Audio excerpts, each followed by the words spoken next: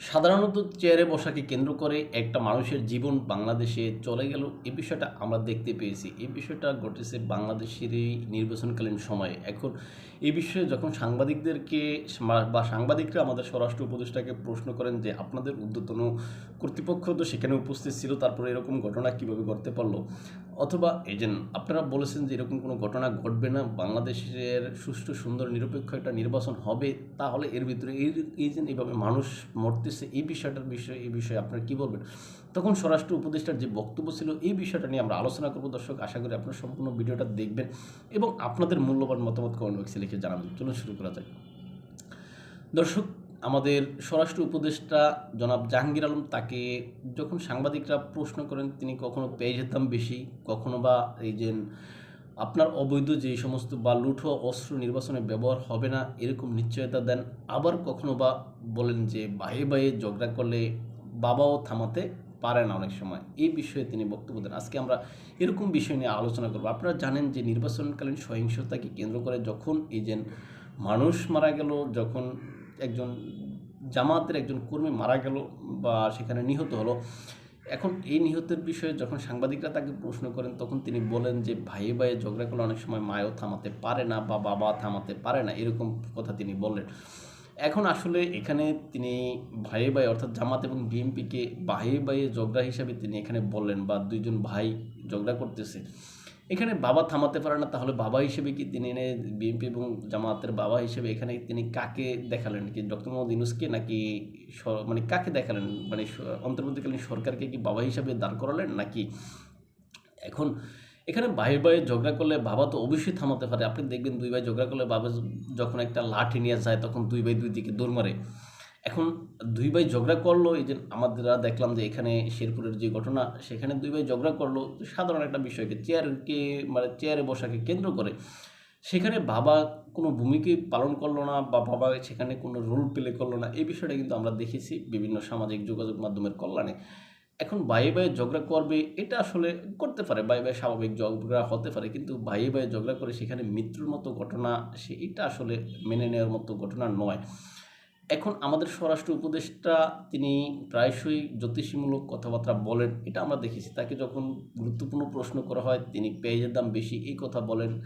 হ্যাঁ, এখন এই যে তাকে মৃত্যুর বিষয়ে প্রশ্ন করা হলে তিনি এটাকে ভাইয়ে ভাইয়ের ঝগড়া হিসেবে তিনি উল্লেখ করেছেন। এখন ভাইয়ে ভাইয়ের ঝগড়া করে যখন একজন ব্যক্তি নিহত হয়ে যায় তখন এটা তো আর ভাইয়ে ভাইয়ের ঝগড়ার ভিতরে থাকে না। এখন এই বিষয়কে কেন্দ্র করে সাংবাদিক যখন প্রশ্ন করলেন যে আপনারা তো এখনও কাউকে গ্রেপ্তার করতে পারেননি, তখন স্বরাষ্ট্র উপদেষ্টার সোজা সাপটা যে উত্তর যে এই যে আমরা গ্রেপ্তার করতে পারিনি, অনেক সময় তো এরকম হয়। এখন এই যে নির্বাচনকালীন যেখানে গুরুত্বপূর্ণ একটা নির্বাচন, ইতিহাসেরা নির্বাচন তারা করবেন, তারা যে নির্বাচনের মানে রেকর্ড দিয়ে সারা পৃথিবী জয় করবেন, যারা যে নির্বাচনের রেকর্ড সারা বাংলাদেশের ইতিহাসের কোনো এরকম ভালো নির্বাচন হয় নাই এরকম তারা মানে দৃষ্টান্ত স্থাপন করতে চাচ্ছেন, সেখানে এই যে মানুষ মারা যাচ্ছে এই বিষয়টাকে তারা ভাইয়ে ভাইয়ে ঝগড়া হিসেবে উল্লেখ করে তারা এটাকে আসলে ইগনোর করতে চাচ্ছে বলে আমার মনে হয়। এখন এই যে আপনার তারা যে বিষয়টাকে মানে তারা এখানে একজন মানুষের মৃত্যুকে তারা ততটা গুরুত্ব দিচ্ছে না বলে মনে হয়। এখন স্বরাষ্ট্র উপদেষ্টা জাহাঙ্গীর আলম সাহেব তিনি আসলেই আমরা ধরে নিতে পারি একজন সাদা মনের মানুষ, কিন্তু তিনি সাদা মনের মানুষ হয়ে তিনি মাঝে মাঝে এমন কিছু কথা বলেন যে কথাগুলো আসলে সাধারণ মানে যারা কি বলে যে কোনো রাজনীতি বোঝে না, কোনো কিচ্ছু বোঝে না, তাদের কাছেও বিরক্ত লাগে না। কিন্তু স্বরাষ্ট্র উপদেষ্টা এরকম বক্তব্য কেন দিবে? স্বরাষ্ট্র উপদেষ্টার বক্তব্য অনুযায়ী বা স্বরাষ্ট্র উপদেশ মানে সাংবাদিকদের প্রশ্ন অনুযায়ী যে এই যে সেখানে যে অনুষ্ঠানটা হয়েছিল বা নির্বাচনে যাতে কর্মকর্তা কর্মচারীরা যাতে কোনো পক্ষ না হয় এরকম মানে সচেতন মানে যেন কর্মকর্তা কর্মচারীদের যে সচেতন করার জন্য বা তাদেরকে ব্রিফ করার জন্য মূলত একটা অনুষ্ঠান এটা বলা যায়। এখন সে অনুষ্ঠানের চেয়ারে বসাকে কেন্দ্র করে যে ঘটনা ঘটলো, এখন এই ঘটনার প্রেক্ষাপটে আমাদের স্বরাষ্ট্র উপদেষ্টা যেভাবে বায়ে বায়ে ঝগড়া করলে বাবা সেখানে মানে বলা যায় যে বাবাও থামাতে পারে না, মানে বাবা অসহায় এরকম কথা বলেন।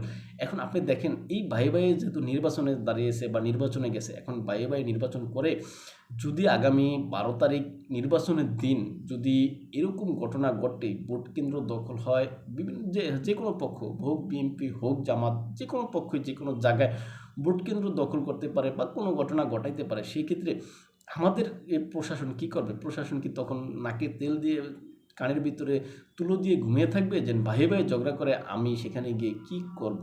যদি এরকম হয় তাহলে আপনারা আমরা যারা ভোট দিতে যাব বা আপনারা আমরা যারা ভোট দিতে যেতে ইচ্ছুক, তাহলে আপনারা আমার বা আমাদের নিরাপত্তা কোথায়? আমাদের নিরাপত্তা কে দেবে? কেননা ভাইয়ে ভাইয়ে ঝগড়া করতেছে, প্রশাসন নাকে তেল দিয়ে কানে তুলা দিয়ে ঘুমাচ্ছে।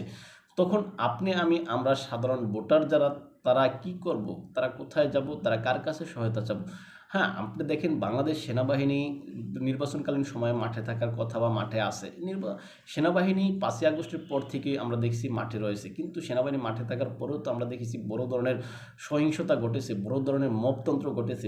ধানমন্ডি ৩২ নম্বর থেকে শুরু করে সব কিছু ভাঙা হয়েছে। আমরা দেখেছি গাজী টাওয়ারটাকে প্রায় ১.৫ মাস বা ২ মাস পর্যন্ত লুট করা হয়েছে। তখনও তো সেনাবাহিনী মাঠে ছিল। কি করেছে আমাদের এই যে সেনাবাহিনী বা আমাদের এই প্রশাসন? গাজী টায়ার যে লুট হয়েছে বা গাজী গ্রুপ যে লুট হয়েছে সেখান থেকে সেটাকে কি আটকাইতে পেরেছে? পারে নাই। এখন নির্বাচনকালীন সময়ে যখন ব্যালট বক্সের নিয়ে এক পক্ষ আরেক পক্ষ টানা হিচড়া করে দৌড়াদৌড়ি করবে তখন কি হবে? সেখানে তো হয়তো ককটেল ফুটবে, হয়তো বা বড় ধরনের কোনো আরও ঘটনা ঘটবে। তখন পুলিশ বা আমাদের এই যে স্বরাষ্ট্র উপদেষ্টা তখন বাহে বাহে ঝগড়া করে আমি নাকে তেল দিয়ে ঘুমাই বা কানে তুলো দিয়ে আমি ঘুমাই যাতে শব্দ দূষণে আমার ঘুম ভেঙে না যায়। তখন সেনাবাহিনী কত জায়গায় যাবে? বাংলাদেশের যত পরিমাণ ভোট কেন্দ্র রয়েছে এত পরিমাণ ভোট কেন্দ্রগুলো সেনাবাহিনী কি তাদের ফোর্স পাঠানোর মতো ওইরকম সক্ষমতা কি বাংলাদেশ সেনাবাহিনীর অতগুলো সদস্য কি নির্বাচনী মাঠে থাকতে পারবে? হ্যাঁ, তাহলে আমাদের প্রতিরক্ষা বিষয়ের কি হবে? কিন্তু এই বিষয়গুলো আসলে আমাদেরকে ভাবনায় ফেলে বলে আমি মনে করি। এখন ১২ তারিখের নির্বাচনে সবাই ভোট দিতে যাক, আমিও এই ভোটের পক্ষে, ভোট না হোক এটার পক্ষে আমি নই। আমিও চাই ভোট হোক, কিন্তু ভোট দিতে গেলে আমার নিরাপত্তা কোথায়? ভোট দিতে গেলে আমার জীবনের যে ঝুঁকি হবে সেই ঝুঁকির নিরাপত্তা আমাকে কে দিবে? এই উত্তর কি আমাদের স্বরাষ্ট্র উপদেষ্টা দিবেন? নাকি তিনি ওই যে নাকে তেল দিয়ে ঘুমাবেন, ভাইয়ে ভাইয়ে ঝগড়া করবে, ভোট যে ব্যালট বক্স ছিনতাই করবে, কেন্দ্র দখল করবে, আমরা সাধারণ মানুষ এদিক সেদিক দৌড়াবো, প্রশাসন থাকবে না, সেনাবাহিনী আস্তে আস্তে সকল ঘটনা শেষ হয়ে যাবে। আপনারা জানেন বা যে আমাদের বাংলাদেশি সিনেমায় আমরা প্রায়শই একটা ঘটনা দেখি। ঘটনা ঘটে যাওয়ার পরে তারপর পুলিশ বা আমাদের প্রশাসন আসে সেখানে। এখন নির্বাচনকালীন সময়েও কি এরকম ঘটনা ঘটবে? ককটেল ফাটানো হবে, বোমা বিস্ফোরিত হবে, অথবা এই যে আপনার কি বলে ব্যালট বক্স ছিনতাই হবে, অথবা কেন্দ্র দখল হবে। তারপরে নির্দিষ্ট সময় পরে প্রশাসন সেখানে এসে হামড়ি-তামড়ি করবে, কি করবে? আপনি আমি আমরা সাধারণ জনগণ যারা ভোট কেন্দ্রের লাইনে দাঁড়িয়ে ভোট দেওয়ার জন্য দাঁড়িয়ে থাকবো, আমাদের উপরে হয়তো লাঠিচার্জ, হয়তো বা টিয়ার সেল নিক্ষেপ করা হবে। এখন কি করবে আমাদের স্বরাষ্ট্র উপদেষ্টা? যেভাবে বললেন ভাইয়ে ভাইয়ে ঝগড়া করে, যেভাবে বললেন যে ভাইয়ে ভাইয়ে ঝগড়া করলে বাবার কিছু করার থাকে না, তিনি হয়তো এরকম একটা বিবৃতি দিয়ে সেখানে নিশ্চুপ থাকবেন। তাই এরকম ঘটনা না ঘটুক এই আশাবাদ ব্যক্ত রেখে আমি আমার ভিডিও অনুষ্ঠান এখানেই শেষ করলাম। ভালো থাকবেন সবাই। দেখাবো অন্য কোনো ভিডিওতে, অন্য কোনো বিষয়ে। আমাদেরকে আপনারা ফলো করতে চাইলে ইউটিউব এবং ফেসবুকে স্বপ্নচারীর কথা নামে, ইনস্টাগ্রাম ও টিকটকে এনায়েত হোসেন নামে দেখতে পারেন। আল্লাহ হাফেজ।